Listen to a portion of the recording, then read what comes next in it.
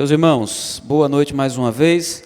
Nós vamos continuar o nosso tempo e vamos aprender um pouco mais da palavra. Nós estamos numa série chamada Grande Obra, que é baseada no livro de Neemias. E nós estamos expondo capítulo a capítulo, aprendendo um pouco mais dos desafios que Deus colocou no coração de Neemias e como Neemias lutou e venceu tantas lutas que surgiram diante dele. O tema da mensagem hoje é restauração espiritual.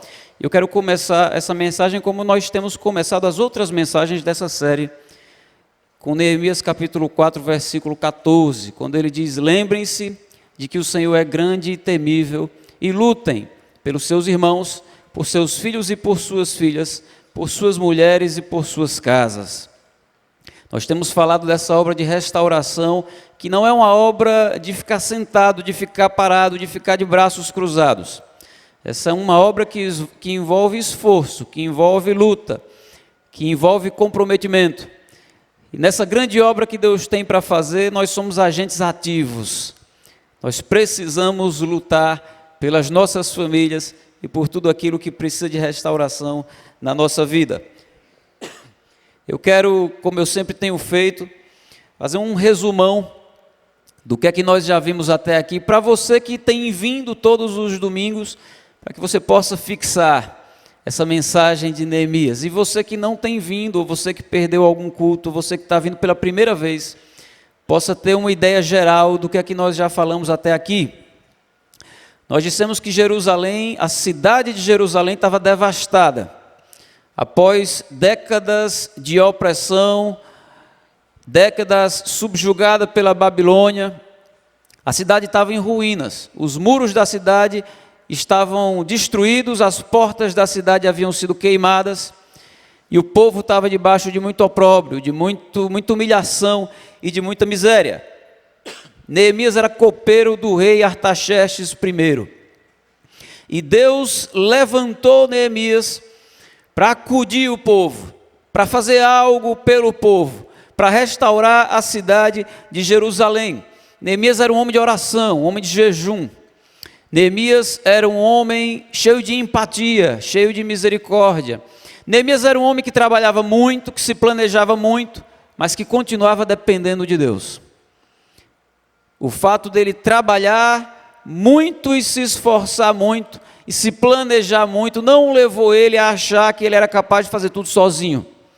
Ele entendia que, embora ele se esforçasse muito, e planejasse muito, e se preparasse muito, ele precisava continuar dependendo de Deus. Neemias era um homem muito equilibrado, era alguém que sabia esperar o tempo certo de cada coisa. E Neemias começou então a grande obra da restauração da cidade de Jerusalém. Vamos reconstruir a cidade. Neemias não fez isso sozinho.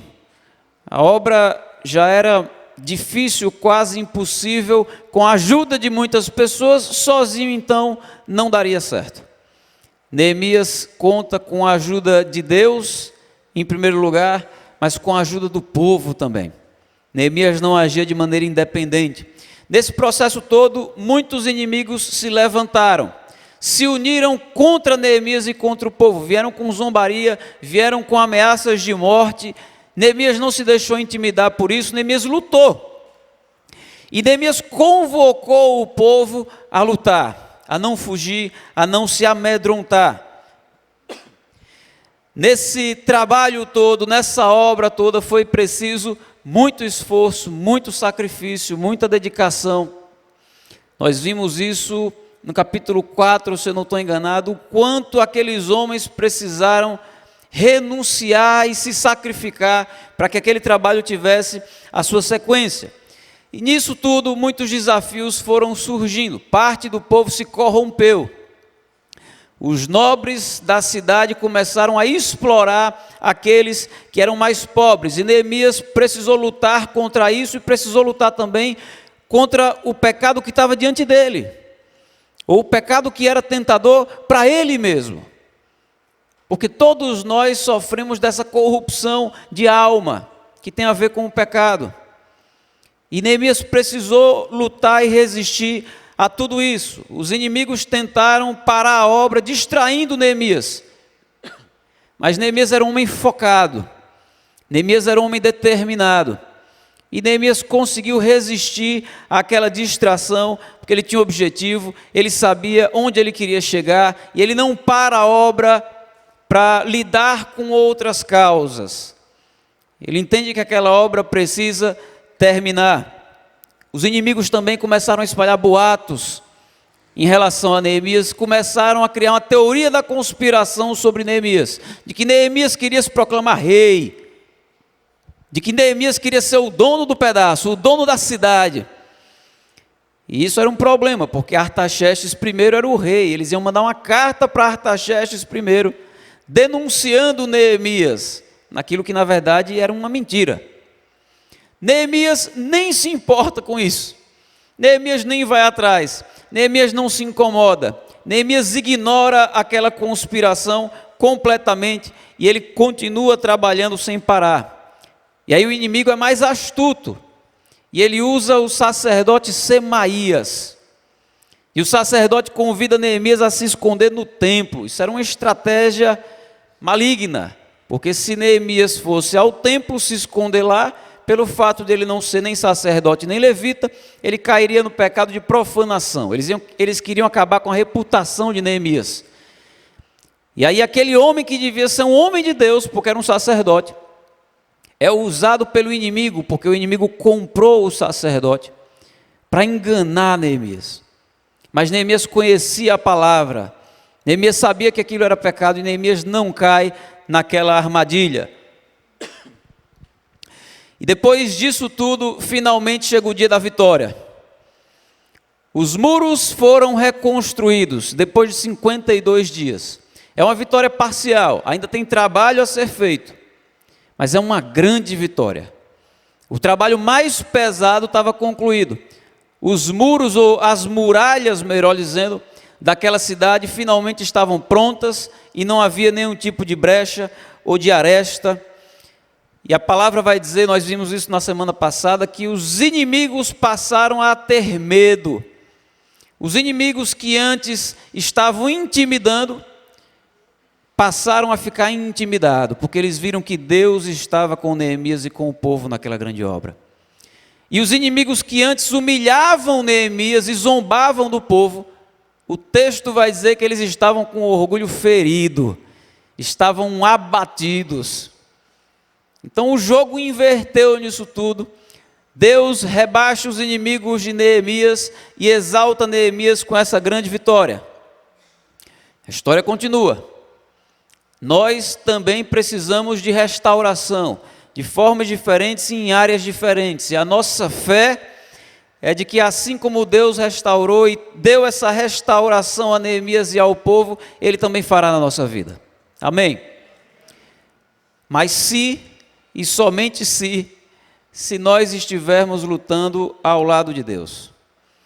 Essa vitória não é uma promessa do tipo, posso fazer o que quiser que no fim eu vou vencer.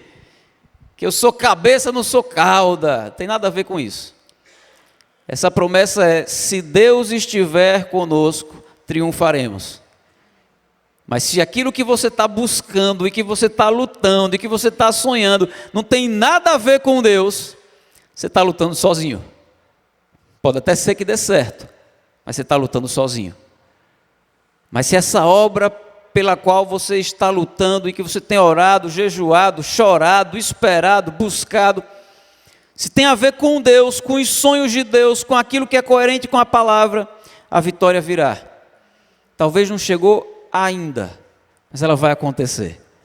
E nós entramos então no capítulo 7 e 8 de Neemias. Hoje nós vamos ver esses dois capítulos. O 7 a gente vai dar aquela passada ligeira. O 7 tem 73 versículos, é imenso. Mas boa parte do texto do capítulo 7 não tem aplicações para o nosso contexto. Tem boas aplicações, mas não para a nossa realidade como igreja. E eu queria trazer aquilo que tivesse a ver com a nossa necessidade como igreja para hoje. Então a gente vai ver os primeiros versículos do capítulo 7 e vamos focar mais no capítulo 8. Veja comigo Neemias capítulo 7.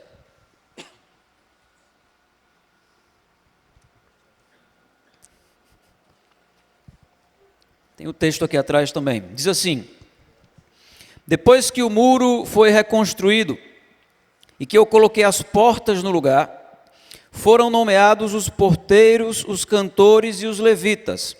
Para governar Jerusalém, encarreguei o meu irmão Hanani e com ele Hananias, comandante da fortaleza, pois Hananias era íntegro e temia a Deus mais do que a maioria dos homens. Eu lhes disse: as portas de Jerusalém não deverão ser abertas enquanto o sol não estiver alto. E antes de deixarem o serviço, os porteiros deverão fechar e travar as portas. Também designei moradores de Jerusalém para sentinelas, alguns em postos no muro, outros em frente das suas casas.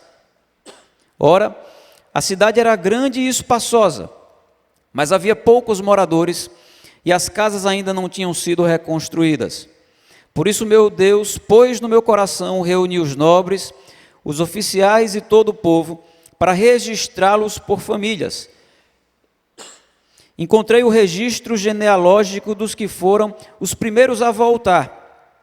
Assim estava registrado ali: estes são os homens da província que voltaram do exílio, os quais Nabucodonosor, rei da Babilônia, havia levado prisioneiros. Eles voltaram para Jerusalém e para Judá, cada um para sua própria cidade, em companhia de Zorobabel, Jesua, Neemias, Azarias, Raamias, Naamane, Mardoqueu, Bilsã, Misperete, Bigvai, Neum e Baaná. E esta é a lista e o número dos que retornaram pelos chefes de família e respectivas cidades. E aí o que nós temos adiante, meus irmãos, é uma lista muito grande daquelas famílias que Neemias conhecia e pôde registrar. Nós não vamos ler essa parte, não vamos tratar dessa parte hoje. Ele vai dizer: os descendentes de Paraós, 2.172, de Cefatias, 372, de Ara, não sei quanto, vai assim até o fim praticamente. Você vai dizer: isso não tem valor? Tem, mas não uma aplicação que seja tão importante para nós no nosso contexto. Nós vamos ficar do capítulo 1 ao capítulo 7. No capítulo 6, nós vimos semana passada, uma grande vitória aconteceu. Os muros da cidade estavam prontos e foram concluídos, faltava colocar as portas da cidade. O capítulo 7 já começa com mais uma vitória. Já começa dizendo que as portas foram colocadas. E Neemias começa então a organizar aquela cidade administrativamente. Os muros estão prontos, as portas foram colocadas, ainda tem obra para ser feita. Ele vai deixar claro que havia muitas casas que estavam destruídas, precisava reforçar as casas, mas de fato a estrutura da cidade como um todo já estava pronta. E ele começa uma organização administrativa. Ele nomeou os porteiros, os cantores, os levitas, as sentinelas, e ele normatizou o serviço daqueles homens. Os porteiros têm que abrir a porta de tal hora da manhã, e para fechar a porta tem que fechar de tal maneira. Os sentinelas, tem uns que vão ficar nos muros, tem outros que vão ficar de frente às suas casas, e ele começa então a dar aquilo que alguns chamam de regulamento interno. Como é que vai funcionar o serviço de cada um? Porque se cada um quiser fazer da sua própria forma, vira uma bagunça. Então é preciso haver uma organização. O interessante é que, na minha opinião, Neemias tira isso de letra. Era o copeiro do rei. Como eu já disse em outras mensagens, isso era equivalente ao primeiro-ministro. Ele dava conta do palácio todo e de muitas outras organizações. Então Neemias faz isso com uma certa facilidade. Ele começa a organizar essa estrutura da cidade. E para governar Jerusalém, Neemias escolheu os seus irmãos, Hanani e Hananias. Eu fico sempre pensando na criatividade desse pai, que chama de Hanani, Hananias e Neemias. Ainda bem que não nasceu nenhuma mulher. Quais foram os critérios que Neemias usou? Ele elege os seus irmãos. Por quê? Uma questão de sangue. A gente já fez tanta coisa, vou botar meu irmão para isso aqui ficar entre família. Será que é uma questão de vantagem pessoal? Neemias pensa assim: eu fiz muito trabalho pelo povo, agora eu vou deixar meu irmão daqui, a gente consegue tirar algum proveito. Nem que seja moral de dizer, você sabe que é meu irmão? Governador de Jerusalém. Por que razão e que critério Neemias usou para escolher os seus irmãos? É uma questão de carisma, sabe? Todo mundo gosta deles dois, eles se dão tão bem, são políticos natos. Não tem nada a ver com isso. O texto diz que Neemias levou em consideração coisas muito mais importantes. Eu quero que você diga comigo, diga assim: caráter, competência e convergência. Diga de novo: caráter, competência e convergência. O Bill Hybels trata isso como os 3 Cs da liderança. Na escolha de um líder, o Bill Hybels é um pastor americano, fala muito sobre liderança. Ele diz que o critério dele para estabelecer um líder na sua igreja passa por esses 3 Cs: caráter, competência e convergência. Na igreja, para liderar, é preciso ter caráter. Se você não tem caráter, você não pode nem sonhar com liderança. Se você não tem caráter, você está no lugar errado.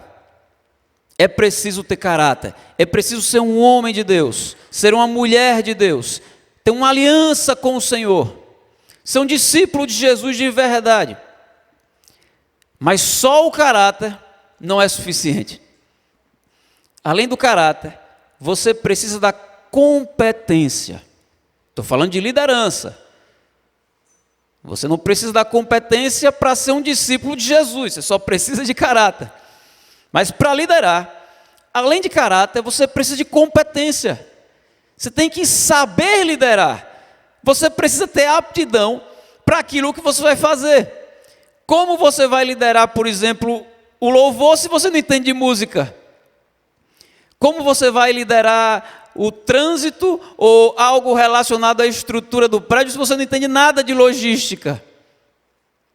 Como você vai liderar um grupo caseiro se você nem gosta de falar? Ou se você é uma pessoa que não gosta muito de cuidar de pessoas?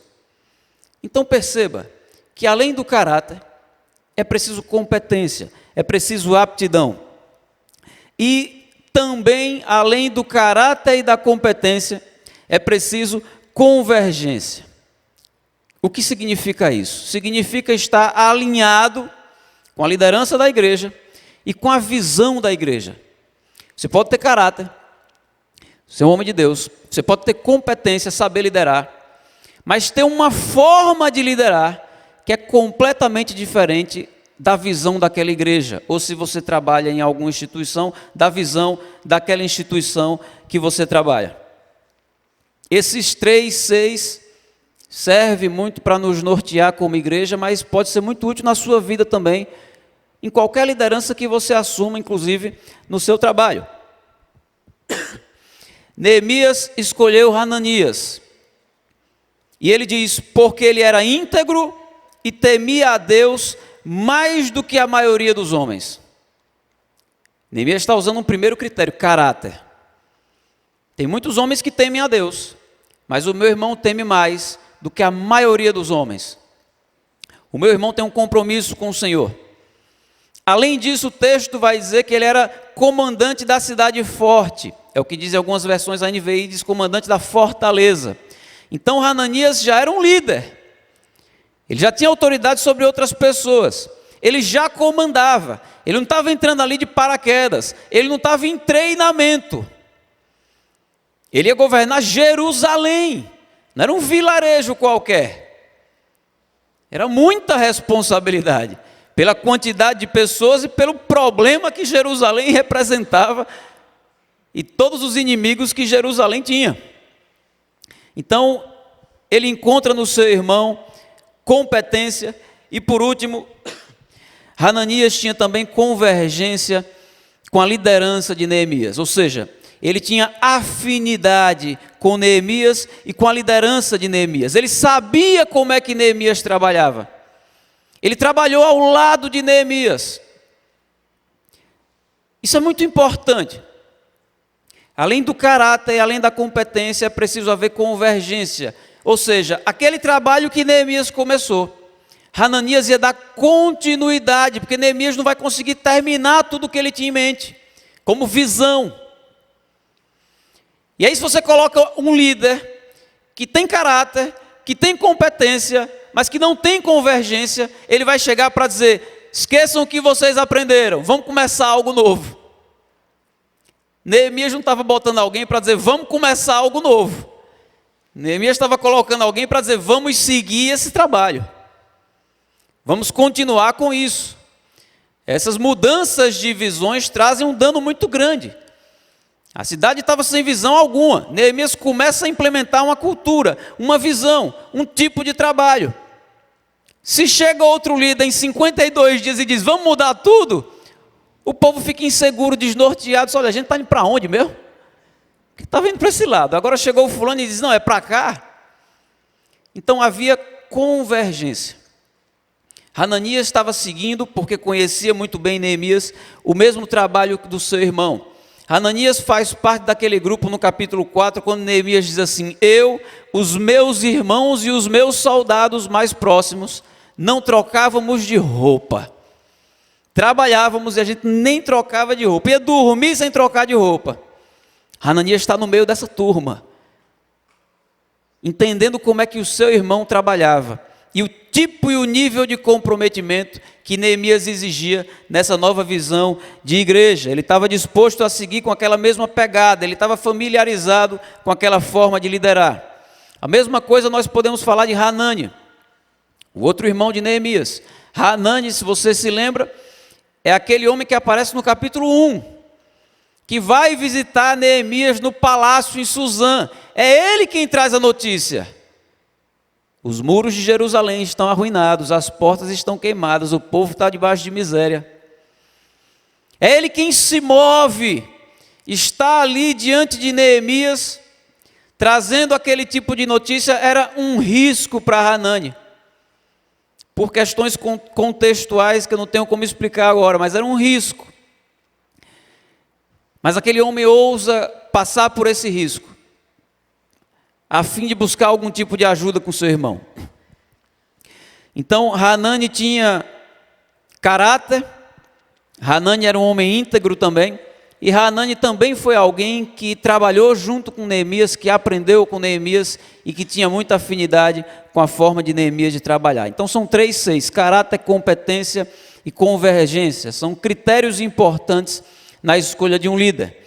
O versículo 4 e 5 diz assim: ora, a cidade era grande e espaçosa, mas havia poucos moradores e as casas ainda não tinham sido reconstruídas. Por isso, o meu Deus pôs no meu coração reunir os nobres, os oficiais e todo o povo para registrá-los por família. Encontrei o registro genealógico dos que foram os primeiros a voltar, e assim estava registrado ali. E aí ele segue naquela lista. Então a cidade está praticamente pronta.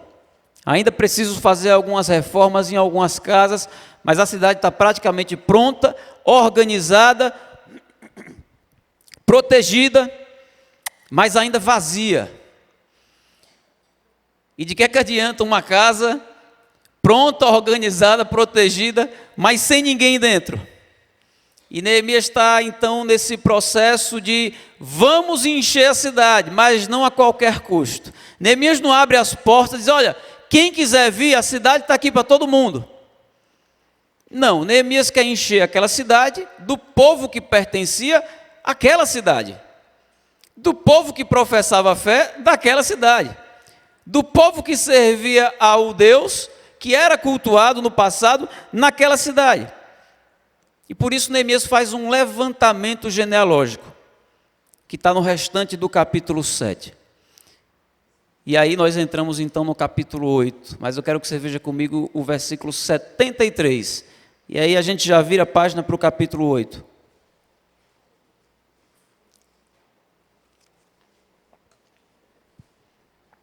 O versículo 73 diz assim: os sacerdotes, os levitas, os porteiros, os cantores e os servidores do templo, e também alguns do povo e os demais israelitas estabeleceram-se em suas próprias cidades. Capítulo 8. Quando chegou o 7º mês, e os israelitas tinham se instalado em suas cidades, todo o povo juntou-se, como se fosse um só homem na praça, em frente da porta das águas. Pediram ao escriba Esdras que trouxesse o livro da lei de Moisés, que o Senhor dera a Israel. Assim, no primeiro dia do 7º mês, o sacerdote Esdras trouxe a lei diante da assembleia, que era constituída de homens e mulheres e de todos os que podiam entender. Ele a leu em alta voz, desde o raiar da manhã até o meio-dia, de frente para a praça, em frente da porta das águas, na presença dos homens, mulheres e dos outros que podiam entender. E todo o povo ouvia com atenção a leitura do livro da lei. O escriba Esdras estava numa plataforma elevada, de madeira, construída para a ocasião. Ao seu lado, à direita, estavam Matitias, Semar, Anaías, Urias, Hilquias e Maacéias. E à esquerda estavam Pedaías, Misael, Malquias, Rassum, Rasbadana, Zacarias e Mesulão. Esdras abriu o livro diante de todo o povo, e este podia vê-lo, pois ele estava no lugar mais alto. E quando abriu o livro, o povo todo se levantou. Esdras louvou o Senhor, o grande Deus, e todo o povo ergueu as mãos e respondeu: Amém, Amém. Então eles adoraram o Senhor, prostrados rosto em terra. Os levitas, Jesua, Bani, Serebias, Jamim, Acube, Sabatei, Rodias, Maacéias, Quelitá, Azarias, Josabade, Hanã e Pelaías, instruíram o povo na lei, e todos permaneciam ali. Leram o livro da lei de Deus, interpretando-o e explicando-o, a fim de que o povo entendesse o que estava sendo lido. Então Neemias, o governador, Esdras, o sacerdote e escriba, e os levitas que estavam instruindo o povo, disseram a todos: Este dia é consagrado ao Senhor, o nosso Deus, nada de tristeza e de choro, pois todo o povo estava chorando enquanto ouvia as palavras da lei. E Neemias acrescentou: Podem sair, e comam e bebam do melhor que tiverem, e repartam com os que nada têm preparado. Este dia é consagrado ao nosso Senhor. Não se entristeçam, porque a alegria do Senhor os fortalecerá. Os levitas tranquilizaram todo o povo, dizendo: Acalmem-se, porque este é um dia santo, não fiquem tristes. Então todo o povo saiu para comer, beber, repartir com os que nada tinham preparado, e para celebrar com grande alegria, pois agora compreendiam as palavras que lhes foram explicadas. No segundo dia do mês, os chefes de todas as famílias, os sacerdotes e os levitas, reuniram-se com o escriba Esdras, para estudarem a lei, as palavras da lei. Descobriram na lei que o Senhor tinha ordenado, por meio de Moisés, que os israelitas deveriam morar em tendas durante a festa do 7º mês. Por isso anunciaram em todas as suas cidades e em Jerusalém: Saiam às montanhas e tragam ramos de oliveiras cultivadas, de oliveiras silvestres, de murtas, de tamareiras e de árvores frondosas, para fazerem tendas, conforme está escrito. Então o povo saiu e trouxe os ramos, e eles mesmos construíram tendas nos seus terraços, nos seus pátios, nos pátios do templo de Deus, e na praça junto à porta das águas, e na que fica junto à porta de Efraim. Todos os que tinham voltado do exílio construíram tendas e moraram nelas. Desde os dias de Josué, filho de Num, até aquele dia, os israelitas não tinham celebrado a festa dessa maneira, e grande foi a alegria deles. Dia após dia, desde o primeiro até o último dia da festa, Esdras leu o livro da lei de Deus.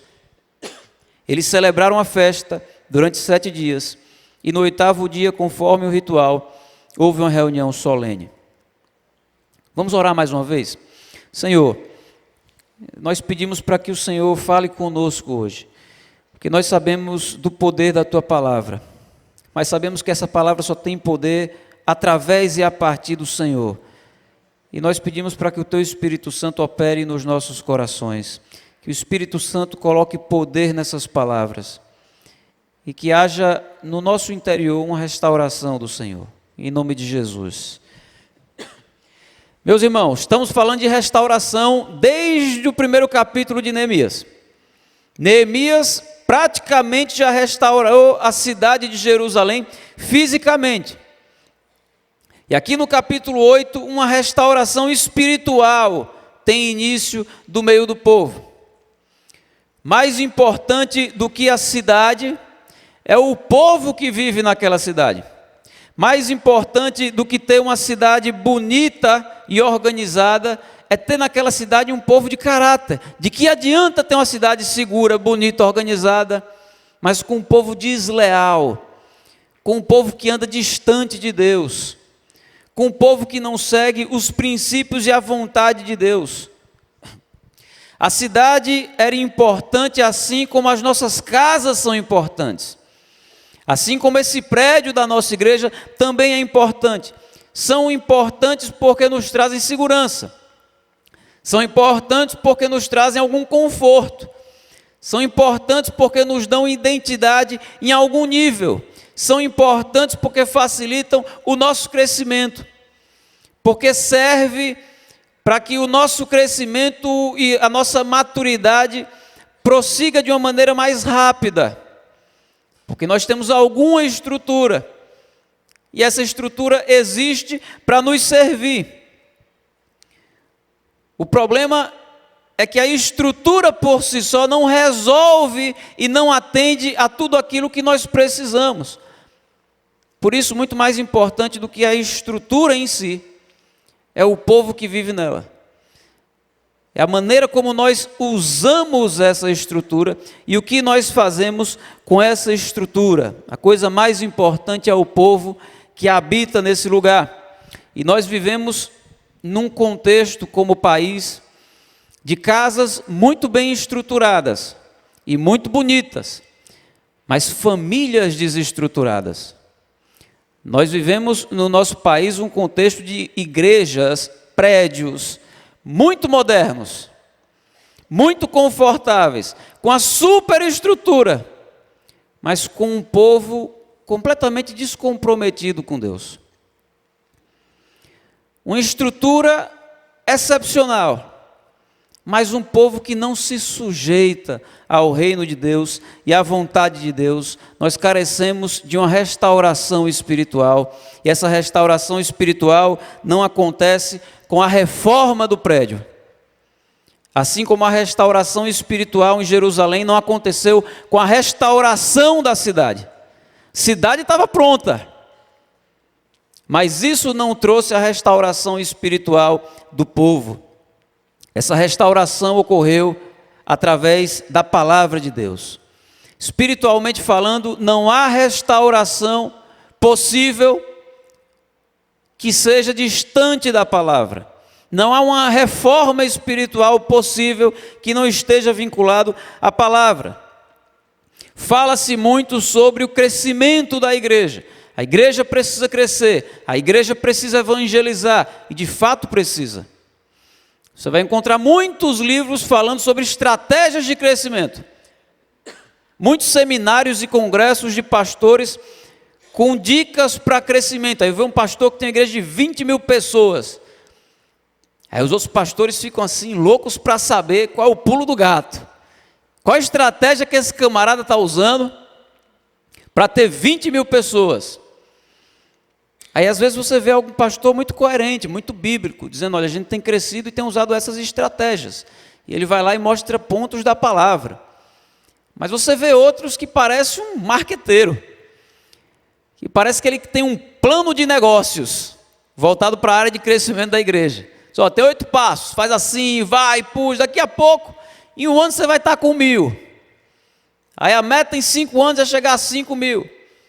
E tem esse tipo de coisa por aí. Se você for atrás disso na internet, você vai encontrar muito disso. E nós queremos muito que a igreja cresça, não só essa igreja, mas a igreja nessa cidade, para que o reino de Deus avance. para que vidas sejam transformadas, da mesma forma que Deus entrou na nossa vida e colocou ordem no caos que estava a nossa vida. Nós queremos que Deus faça a mesma obra na vida de outras pessoas. Mas se esse crescimento não for acompanhado e não for norteado pela palavra, ele não será um crescimento saudável, será um crescimento enfermo. E nós temos visto por aí muitas igrejas grandes em relação a números, mas enfermas espiritualmente. Você conversa com as pessoas e fica na dúvida danada se aquelas pessoas entenderam de fato o Evangelho, se aquelas pessoas são ou não convertidas, porque algumas igrejas têm buscado o crescimento pelo crescimento. A fidelidade dos membros de uma igreja gera frutos de multiplicação, sim. O que eu estou dizendo para vocês é, uma igreja fiel cresce. Aquele papo de igreja com 50 pessoas que o pastor diz, não, faz 20 anos que a gente está aqui, só tem 50 pessoas, mas é todo mundo fiel. Como se isso fosse o suficiente. Fidelidade precisa gerar frutos. Não há compromisso com Deus e fidelidade com Deus que não traga frutos, porque as pessoas vão ver na sua vida que há algo diferente. Elas vão desejar isso para elas. Elas vão ser atraídas por isso. 50 crentes fiéis a Deus multiplicam a vida de Cristo em outras pessoas. Então, essa fidelidade gera crescimento, mas nem todo crescimento é sinônimo de fidelidade. Nem toda igreja que cresce muito, cresce por ser fiel a Deus. Não é possível ter qualidade sem ter quantidade. Qualidade gera quantidade, mas é possível sim ter quantidade sem qualidade, espiritualmente falando. No capítulo 7, Neemias percebe que a cidade está vazia. As pessoas precisam voltar a habitar Jerusalém. Mas antes de correr em busca do crescimento numérico, uma restauração acontece na vida daqueles que já estavam lá. Veja comigo o versículo 1.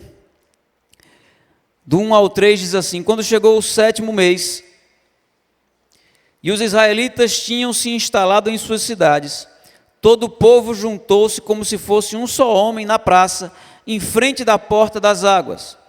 Pediram ao escriba Esdras que trouxessem o livro da lei de Moisés, que o Senhor dera a Israel. Assim, no primeiro dia do 7º mês, o sacerdote Esdras trouxe a lei diante da assembleia, que era constituída de homens e mulheres, e de todos os que podiam entender. Ele a leu em alta voz, desde o raiar da manhã até o meio-dia, de frente para a praça, em frente da porta das águas, na presença dos homens, mulheres e de outros que podiam entender. E todo o povo ouvia com atenção a leitura do livro da lei.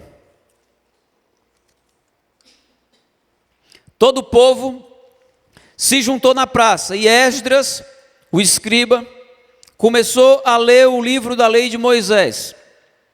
Isso aconteceu do raiar da manhã até meio-dia. Se você considerar o raiar da manhã às 5 horas da manhã, nós estamos falando de 7 horas de pregação, que na verdade é muito mais cansativo do que uma pregação, porque uma pregação você tem às vezes uma dinâmica maior de quem está falando. É 7 horas de leitura. Se o camarada baixar a cabeça e passar 7 horas lendo, e o povo ouvindo. E o livro que ele estava lendo não era assim um livro de história como Neemias. Neemias é uma história envolvente. Ele estava lendo Gênesis, Êxodo, Levítico, Número, Deuteronômio. Gênesis e Êxodo você ainda ganha uma... Quando chega em Levítico, você está pedindo para acabar. É cansativo. Tem muitas coisas para nós que é maçante. E aquelas pessoas estavam ali 7 horas, sem música, sem ar-condicionado, sem agenda da semana, sem uma cadeira confortável, sem uma boa estrutura, sem uma mensagem motivacional. 7 horas de leitura pública debaixo do sol. O interessante, o interesse daquelas pessoas era pela palavra e somente pela palavra. Eles foram atraídos pela leitura da palavra. Não foi preciso usar nenhum tipo de técnica de marketing. Não foi preciso usar de nenhum tipo de recurso apelativo. Não foi preciso fazer aquele apelo de prosperidade e cura. É a quarta-feira da cura, quinta da libertação. Não foi preciso nada disso. Eu costumo dizer que as pessoas aí afora, elas estão mais sedentas pela palavra do que nós podemos imaginar. Tem um amigo missionário que ele diz que parece que as pessoas, os cristãos, estão com mais medo de pregar o evangelho do que as pessoas de ouvir. Então, às vezes a gente acha que as pessoas não vão ouvir, até que a gente fala e percebe que era tudo que elas queriam ouvir. Era tudo que elas estavam procurando já há muito tempo. Nós temos aqui pessoas sedentas pela palavra.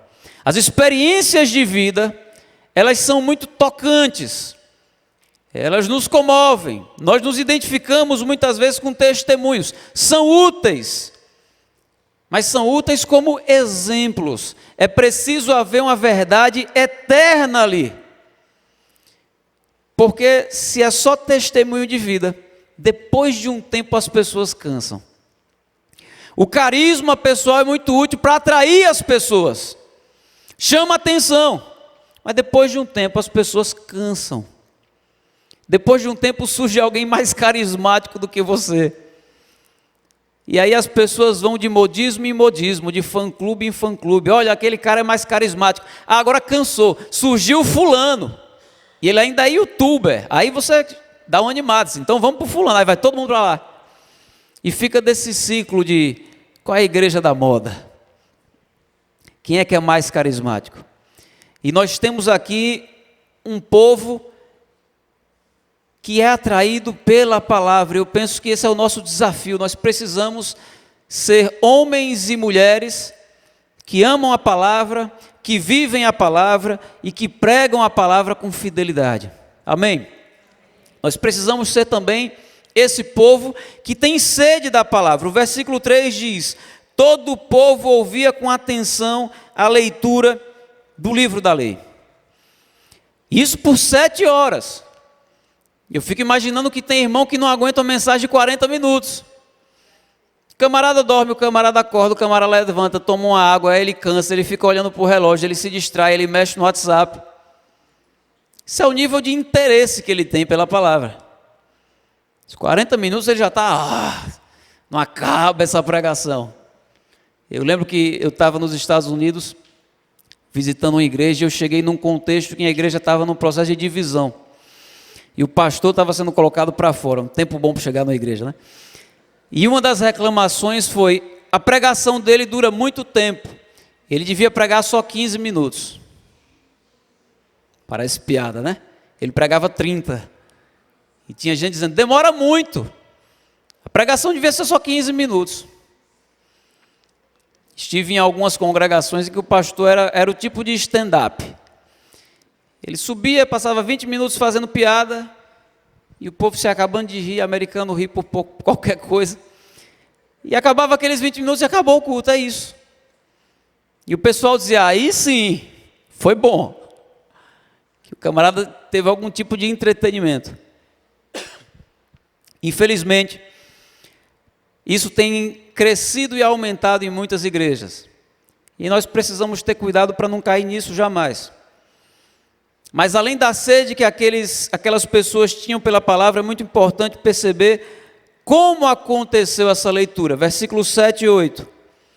Os levitas, Jesua, Bani, Serebias, Jamim, Acube, Sabateia, Rodias, Maceias, Quelita, Azarias, Josabade, Anã e Pelaías, instruíam o povo na lei e todos permaneciam ali. Leram o livro da lei de Deus, interpretando-o e explicando, a fim de que o povo entendesse o que estava sendo lido. O texto é a coisa mais importante desse processo. O texto estava sendo lido. A palavra estava aberta, porque as pessoas não estavam ali para ouvir Esdras falando de si mesmo. As pessoas estavam ali em busca da palavra. A fonte de autoridade não vinha de Esdras, vinha da palavra. Mas além de ler o texto, foi preciso interpretá-lo e explicá-lo. Percebam, há um processo racional acontecendo aqui. Há um esforço intelectual acontecendo aqui, ainda que iluminado pelo Espírito Santo, claro. Mas existe um esforço consciente e racional de interpretação daquilo que está escrito. Pregação tem a ver com explicação e aplicação do texto bíblico. Você não pega uma ideia sua e você diz, eu penso assim sobre tal assunto. Então, deixa eu pegar algum versículo que eu possa usar para dizer o que eu estou dizendo. Um grande risco de você falar uma bobagem, de você criar uma heresia. O processo é o oposto. Você lê o texto, você interpreta aquele texto e você submete a sua ideia àquele texto. A minha ideia tem a ver com o que a Bíblia está dizendo? Não, então esqueço. Não é o texto que muda, sou eu quem muda. Não é a Bíblia quem se adequa à minha forma de pensar, sou eu quem me adequo ao que a palavra diz.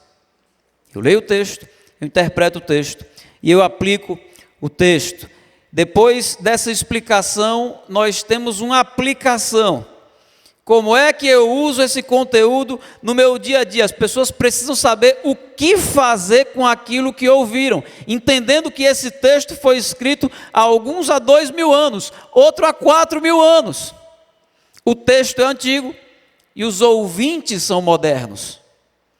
Então, como é que eu faço para viver coisas tão antigas nos dias de hoje? O que é que esse texto e essa história tem a ver com a minha vida? Como é que eu posso usar isso no meu dia a dia? Então é preciso explicar como colocar isso em prática. Por isso a interpretação é tão importante. Porque se a interpretação for errada, a aplicação também será. Ou seja, se eu entendo a Bíblia da maneira errada, eu vou viver da forma errada. Por isso é tão importante gastar tempo com a palavra. Essa exposição fiel das Escrituras, sob o poder do Espírito Santo, é poderosa e é suficiente para promover em nós uma restauração espiritual. O nosso entendimento, as nossas emoções, as nossas vontades são atingidas e são transformadas. Quando as Escrituras foram expostas, ou seja, quando elas foram lidas, interpretadas e aplicadas, o Espírito Santo produziu algo no coração daquele povo. O que é que o Espírito Santo produziu? Versículo 9. Então Neemias, o governador, Esdras, o sacerdote e escriba, e os levitas que estavam instruindo o povo, disseram a todos, este dia é consagrado ao Senhor, o nosso Deus, nada de tristeza e de choro, pois todo o povo estava chorando enquanto ouvia as palavras da lei. O primeiro efeito foi de quebrantamento, de contrição, de tristeza, de choro, de vergonha, porque o povo se deu conta de que estava vivendo contra a vontade de Deus.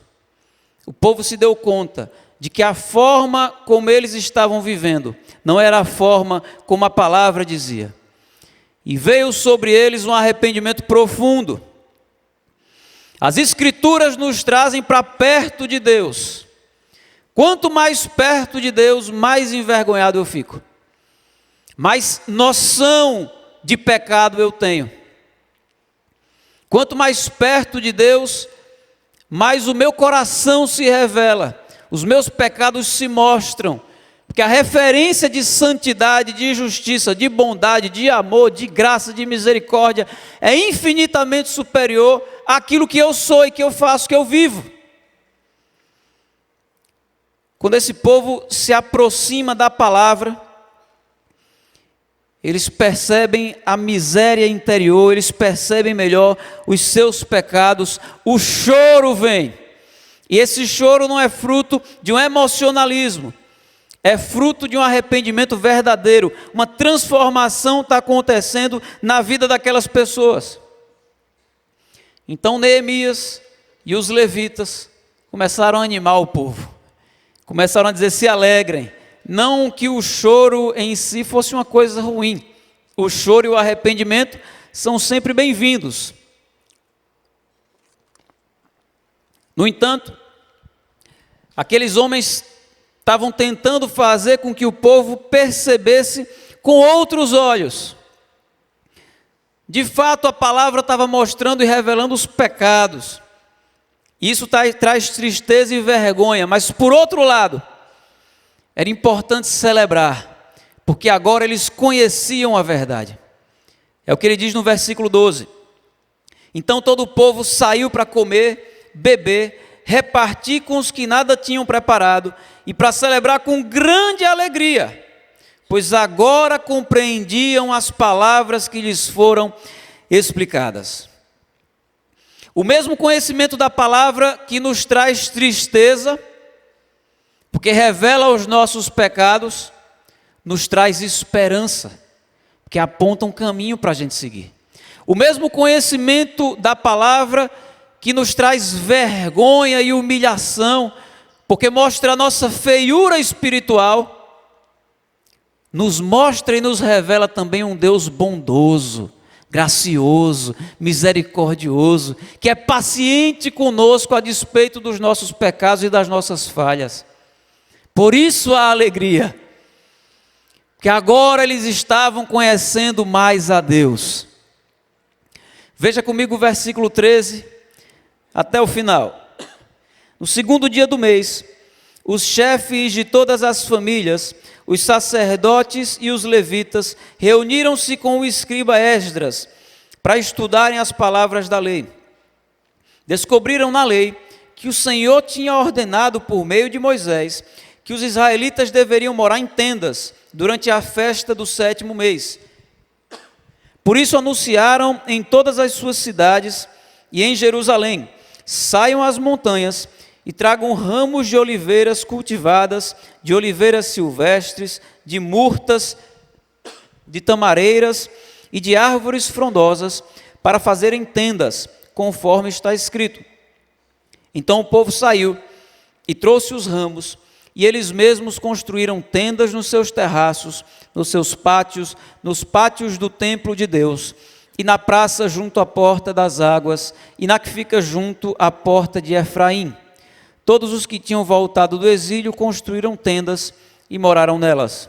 Desde os dias de Josué, filho de Num, até aquele dia, os israelitas não tinham celebrado a festa dessa maneira, e grande foi a alegria deles. Dia após dia, desde o primeiro até o último dia da festa, Esdras leu o livro da lei de Deus. Eles celebraram a festa durante 7 dias, e no 8º dia, conforme o ritual, houve uma reunião solene. Aqui o ensino é direcionado. Nos versículos anteriores, o povo todo está presente, nesse trecho não. Nós temos um encontro de líderes. Os chefes da família, os sacerdotes e os levitas se reúnem para estudar a palavra. É um tipo de treinamento de líderes. Certamente eles estavam recebendo um ensino mais específico ou um ensino mais profundo da palavra. E aquele ensino que eles estavam recebendo trouxe uma mudança imediata. Eles descobriram uma ordem que Moisés havia dado e que o povo já tinha esquecido. Fazia tanto tempo que eles tinham esquecido que desde o tempo de Josué, aquela festa não era celebrada de maneira tão forte, tão intensa. Eu não vou explicar com pormenores essa festa, porque eu precisaria de mais tempo. Mas uma das festas sagradas do judaísmo, que estava sendo resgatada naquele momento. E assim que eles souberam, eles decidiram colocar em prática. Fique atento, isso é um detalhe, mas é muito importante.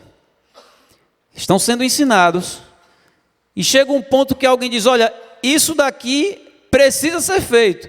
E alguém diz, precisa ser feito, mas a gente não está fazendo. E outro diz, então vamos fazer agora. É isso que Deus espera de nós. Isso que eu estou fazendo é pecado. Eu não sabia, mas a partir de agora eu paro de fazer. Ou eu não estou fazendo isso que eu deveria fazer. E agora eu sei que eu preciso fazer. Eu fui exortado, eu fui animado, alguém pregou sobre isso. Eu não posso consertar daqui para trás. Mas daqui para frente eu preciso mudar. Daqui para frente eu preciso agir de outra forma. O conhecimento pelo conhecimento de nada serve a não ser para ensoberbecer.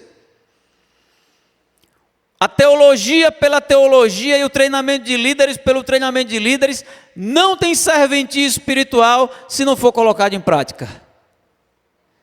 Então, mais do que o ensino e uma pregação de 7 horas e aquela coisa toda, você tem o povo dizendo, nós vamos passar a viver de outra forma, de acordo com o que essa palavra diz. É preciso colocar em prática. O versículo 17 e 18 diz, todos os que tinham voltado do exílio, construíram tendas e moraram nelas. Desde os dias de Josué, filho de Num, até aquele dia, os israelitas não tinham celebrado a festa daquela maneira. E a alegria deles foi muito grande. Dia após dia, desde o primeiro até o último dia da festa, Esdras leu o livro da lei de Deus. Uma restauração espiritual começou no meio daquele povo. A exposição da palavra, e eu quero dizer com isso a leitura, a interpretação e a aplicação com o poder do Espírito Santo, trouxe choro, trouxe tristeza, trouxe quebrantamento, mas na sequência trouxe renovo, trouxe transformação e trouxe alegria. O texto diz, grande foi a alegria deles, grande. Desde os tempos de Josué, o povo não celebrava dessa forma. Isso foi causado a partir de quê, meus irmãos? De uma mega cena acumulada, de uma vida sem problemas, de Deus respondendo todas as nossas orações? Não. Essa grande alegria é porque agora eles conheciam a verdade da palavra. Eles não precisavam mais viver do jeito que eles viviam. E o problema não é só a maneira como eles viviam, mas o fruto daquilo. Não se engane. A Bíblia diz, de Deus não se zomba, aquilo que o homem plantar, isso ele colherá. Essa é uma lei da vida imutável. Você pode ser convertido, ou você pode ser um ateu. Isso vale para todo mundo. Aquilo que a gente planta, a gente colhe. E um povo que estava vivendo completamente distante de Deus, não estava plantando obediência e não estava colhendo alegria. Eles foram parar nas mãos da Babilônia por causa da desobediência. Eles estavam em desgraça por causa da desobediência. Jerusalém estava arrasado por causa da desobediência. Eles estavam passando miséria e humilhação por causa da desobediência. E agora eles têm a oportunidade de se arrepender, de seguir um outro caminho, que não é o caminho mais difícil, é o melhor caminho. É o caminho que dá certo, meus irmãos. O chamado do Evangelho não é o chamado para você consertar o seu caminho. E eu estou dando muita burrada, preciso mudar o meu caminho. Não, o chamado do Evangelho é para você esquecer o seu caminho. Seu caminho não funciona. Aí levanta Jesus e diz, eu sou o caminho, a verdade e a vida. Jesus é o novo e vivo caminho. Não há outro caminho que dê certo. Abandone o seu caminho e siga o que a palavra diz. Aquele povo agora estava tendo essa esperança de, depois de quebrar a cara tantos anos seguindo o seu caminho e vendo tudo dar errado, agora poder dizer, tem um caminho aqui que é mais seguro para mim. E esse caminho, por mais que pareça mais difícil inicialmente, traz frutos de alegria para a nossa vida, traz frutos de libertação, traz fruto de prosperidade espiritual. Muitos pastores e muitas igrejas, infelizmente, deixaram de crer no poder da palavra. De fato, embora sejam pastores, líderes, deixaram de crer no poder da palavra. Deixaram de crer que a palavra é poderosa para produzir essa restauração na vida das pessoas. Por isso têm adotado estratégias diversas, humanas, carnais. As estratégias estão aí, nós podemos usá-las. O problema é quando a gente usa a estratégia em detrimento da palavra. A palavra fica em segundo, em terceiro, em quarto lugar. A coisa mais importante é o mecanismo que a pessoa criou para ganhar mais pessoas, ou para produzir um tipo de avivamento, de renovo, de restauração artificial. Em outros casos, há pastores que continuam crendo no poder da palavra, mas ele percebe que o crescimento ele é mais lento. Ele acontece, mas não é assim explosivo. E ele quer que seja explosivo. Então ele crê no poder da palavra, mas ele começa a se importar menos com a palavra, porque ele está mais preocupado com a quantidade numérica. E há ainda pastores e líderes que fogem desse caminho, porque sabem o trabalho que dá. O poder e a responsabilidade para transformar vidas, para produzir arrependimento, para restaurar, para renovar, pertence a Deus. Não pertence a homem algum. Quem é responsável e poderoso para fazer esse renovo, para transformar, para gerar um novo nascimento, é Deus e somente Deus.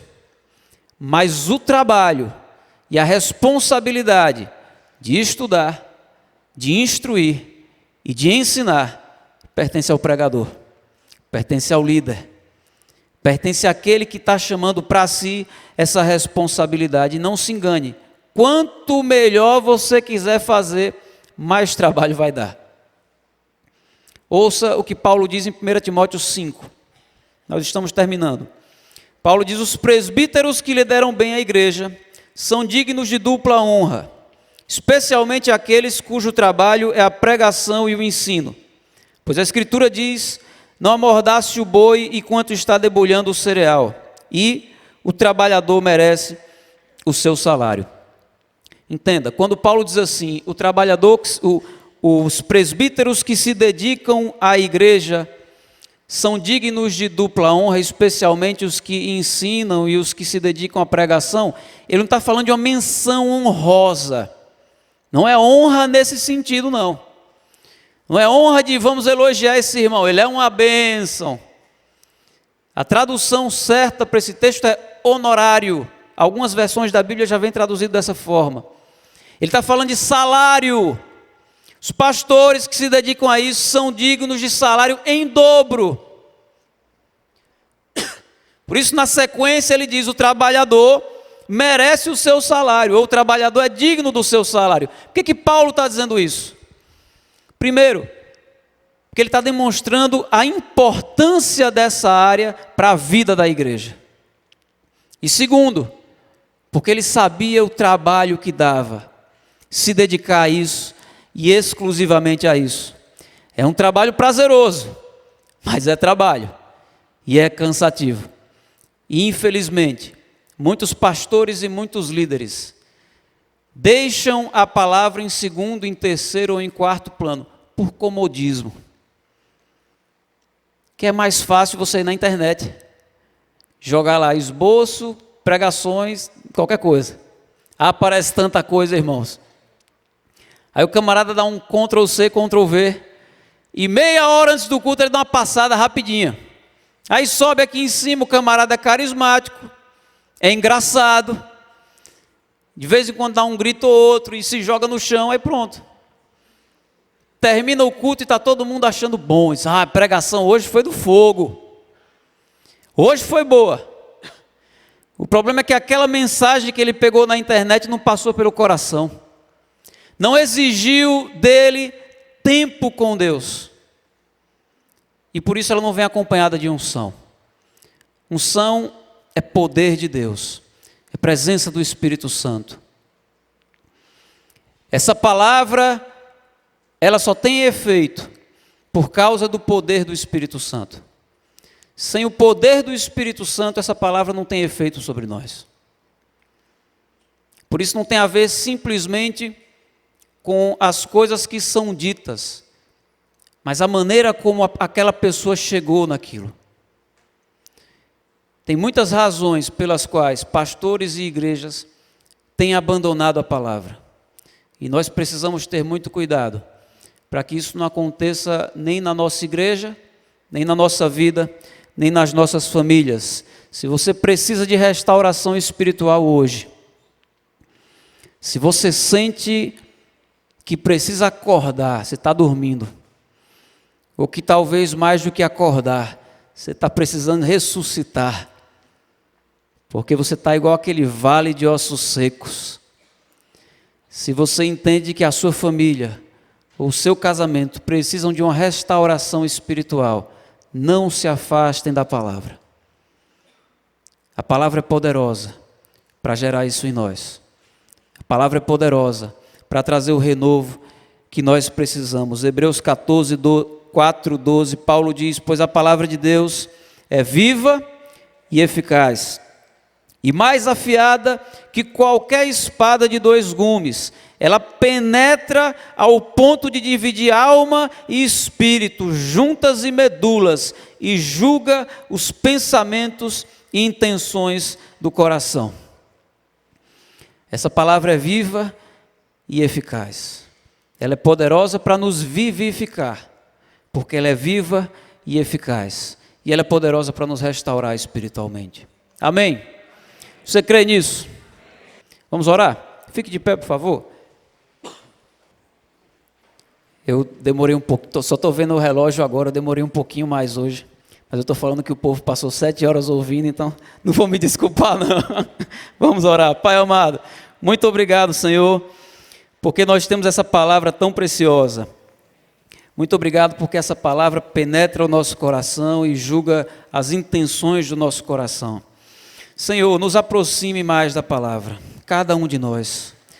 Restaure isso na nossa vida, não permita que o nosso coração se canse da Tua palavra, mas pelo contrário, que haja uma sede inesgotável, Pai. Desperte o nosso coração, renove e restaure o nosso espírito através da Tua palavra, Pai. Fale conosco, nós queremos Te ouvir, Senhor. Não permita que a nossa igreja seja uma igreja morna, não permita que as nossas famílias sejam mornas na fé, mas que nós possamos ser cheios do Teu Espírito Santo, possamos desfrutar dessa grande alegria que o povo desfrutou, a alegria em Te conhecer e andar contigo, em saber mais da vontade do Senhor para a nossa vida. Fale conosco, Pai, em nome de Jesus. Amém.